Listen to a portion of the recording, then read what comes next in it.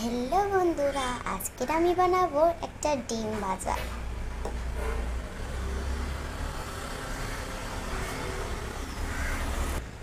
ডিমটা প্রথমে আমি ফেটিয়ে নেব। ডিমটা ফাটানো হয়ে গিয়েছে, এখন আমি পেঁয়াজ কাটবো। পেঁয়াজ কোটা আমার কমপ্লিট হয়ে গেছে, এখন আমি কাটবো মরিচ। মরিচটা ধুয়ে নিয়ে এখন আমি কাটবো। মরিচ কাটা কমপ্লিট। যেহেতু যে আমি মরিচ বেশি খাই না, তাই মরিচ আমি বেশি দিইনি। এখন কাটবো আমি ধনিয়া পাতা।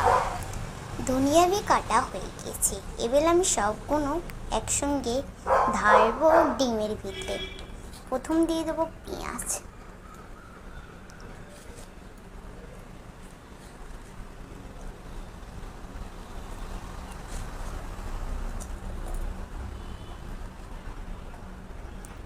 তারপর দিয়ে দেবো কাঁচা ঝাল,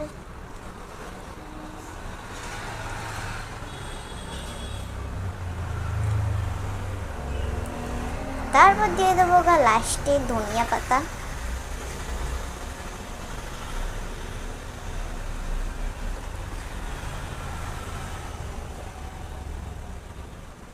সবগুলো দেয়া কমপ্লিট হওয়ার পরে আমি মিক্স করব।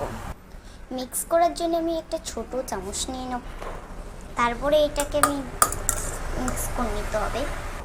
ডিমটা মিক্স করা হয়ে যাওয়ার পরে আমি দিয়ে দেবো কড়াতে বসিয়ে দেবো।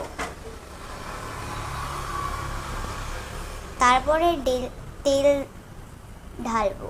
এইদিকে তেল ঢালা কমপ্লিট হয়ে গেছে, গরম হতে বাকি। তেলটা আমি চারিদিকে দেওয়ার পরে আমি ডিমটা ছাড়বো।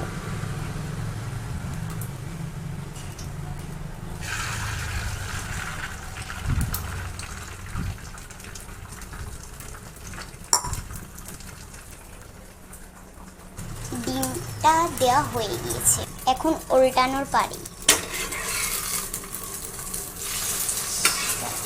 এটা আমি দু পাট করে নিয়েছি।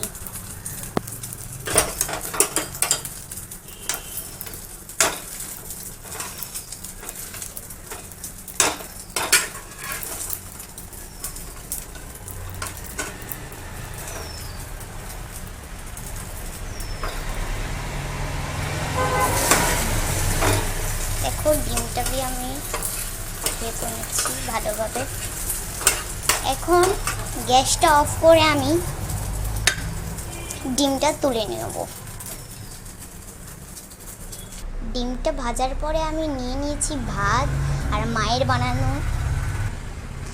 বানানো বরবটি, বেগুন আর আলু দিয়ে তরকারি নিয়েছি। এবার আমার ভাজার ডিমটা আমি নেব।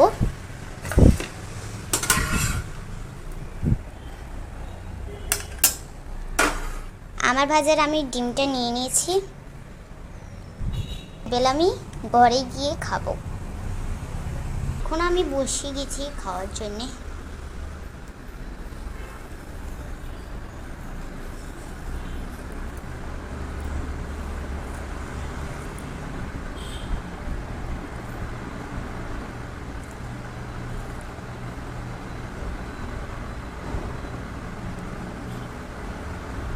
বিসমিল্লাহ।